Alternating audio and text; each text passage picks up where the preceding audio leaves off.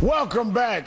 Have you heard Paul Ryan's new talking point trying to blame President Obama for the political gridlock in Washington? President Obama came in and said, we're not red states, we're not blue states, we're just the United States. We're going to put aside childish things. This is the third president I have served with, and I have never seen such bitter partisan rhetoric like the kind we have today. That's a great story. Blame the partisanship on the president. If only it were true. The reality is Republicans in Congress decided to block the president since Inauguration Day. And now a new book sheds light on how far Republicans would go just to see this president fail. Here's what Joe Biden said in the book about his attempts to find GOP votes for the president's first big bill, the stimulus. Quote, I spoke to 7 different Republican senators who said, Joe, I'm not going to be able to help you on anything. Biden recalls his informant said McConnell had demanded unified resistance. The way it was characterized to me was, for the next 2 years, we can't let you succeed in anything. That's our ticket to coming back. A party determined to block President Obama's success and American success as well.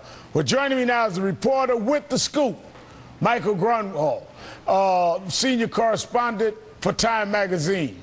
He's the author of the new book, The New Deal, The Hidden Story of Change in the Obama Era. Michael, thanks for coming on the show tonight. You really detail obstructionism that the Republicans were determined to block the president from day one. You really lay it out in this book. Oh, thank you very much, Reverend Al. I mean, it is true. I have some of the first reporting on the secret meetings that Eric Cantor and Mitch McConnell were holding with their members. Just remember, after Obama was elected, he was at 70% in the polls. Right. Republicans brand. People were saying that if it was dog food, it would be, they'd have to recall it from the shelves. Everybody thought Republicans would have to cooperate with him. It was an economic emergency. The economy was falling off a cliff. But they had these meetings where they said, no, our way back is to fight. And then if in 2 years everything's rosy, we're all going to get reelected, because when things are good, people get reelected. But if things are still struggling because the economy is in such rough shape, losing 9% to GDP in the fourth quarter, then hey, that's our ticket back to power.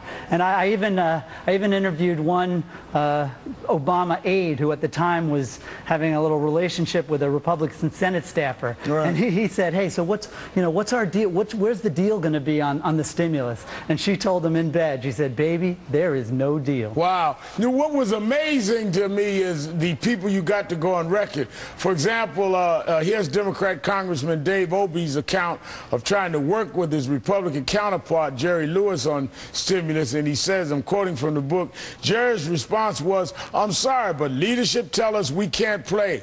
What they tell us right from the get-go was, it doesn't matter what the hell you do, we ain't going to help you. We're going to stand on the sidelines and complain. It tells you this on the record. Hey, and it's not just Democrats saying it on the record. I quote Republican senators like George Voinovich saying that if Obama was for it, we had to be against it. Mike Castle of Delaware saying that, from the beginning, the caucus decided that we couldn't give Obama a bipartisan victory.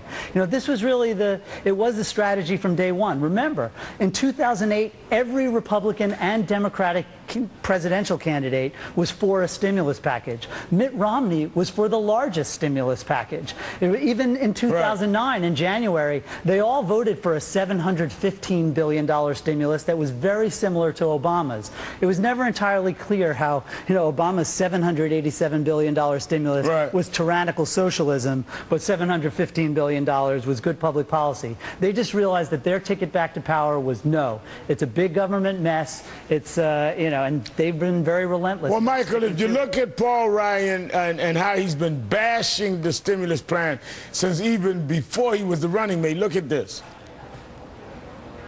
We learned that much of this stimulus, which was neither targeted, timely, nor temporary, in fact, it was just a down payment on government programs. All this temporary booster shot stimulus didn't work in the stimulus package, so we don't want to go with ideas that have proven to fail. We want to go with ideas that have proven to succeed. The failed stimulus is unfortunately typical of Washington's destructive economic agenda. It has failed to create the jobs promised. But you in the book actually have charts showing what happened with the stimulus, and is there any merit to what Ryan is saying? No, absolutely not. The stimulus was actually this untold success. Pretty much everything that America knows about it is wrong.